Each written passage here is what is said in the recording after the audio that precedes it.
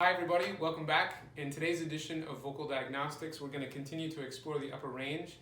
My dog is in the other room and he loves to sing high notes, so here's the funny thing, I kid you not. The more resonant the high note, the louder he howls. So if I can get him to howl, it might mean I'm making a decent sound.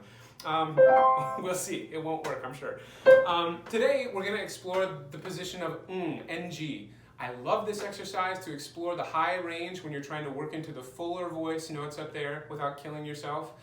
You want to get up there without over-pressurizing or pushing too hard on the voice, any of those things. We want support, yes, we want resonance, we want a full sound, but we don't want to get there at too high a price. So an NG sound is great because you can really lean on that sound when there's contact in the back. These are called partial occlusion, right? Something is partially closed or occluded.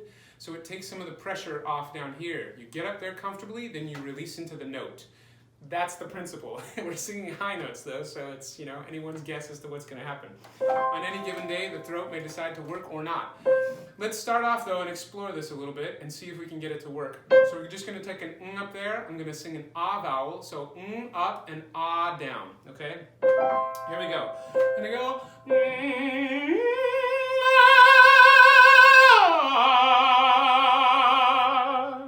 So again, the idea there is I lean into that. I will be able to feel as I get up there on the if things feel like they're sputtering or the vibrato is accelerating a little too fast like it was that last time for me. I'll know that something's a little bit out of balance. My larynx may be riding a little bit high, my palate may be a little bit low. My tongue may be bunching up or tightening in the back. When I release to the vowel, almost always it feels better. When you open up, of course, because you start to push all that air through that you've been metering or filtering through in kind of a way. So you want to listen for that and try to equalize the sensation in your throat as much as possible, meaning you should try to hear that vibrato even out, be nice and smooth, and you shouldn't feel any sense of push or flex, especially on the sides here with these supporting muscles. We have all kinds of elevator and depressor muscles that help control the position of our larynx and the various other complex muscles. Let's try that one more time and see if you can find ease up there. Now, if you don't want to start on a C, by all means, you can start much lower. I use the C just because that's sort of a target note for a lot of singers to give you a sense of if you're accessing the top range healthily, if you can sustainably sing them, that's a good indicator that you're doing some good things. Okay, so I'm gonna go.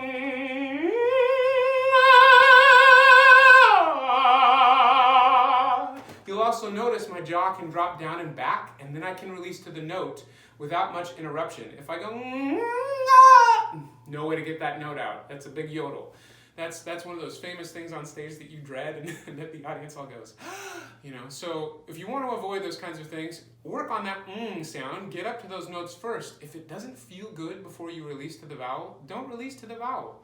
I find in my own experience that it's really hard to train out a bad habit. So if you can comfortably encourage good habits first, if it means not singing full out, that's okay. Those little steps, even the ones that don't end in a full-voiced, gorgeous high note, those are building blocks. Those are important. If you don't put those down first as your foundation and you just stab at the high notes over and over, you will work in bad habits. You're ensuring that you'll have to scream those every time, even when they do come out. Okay, good. Let's try one a little lower.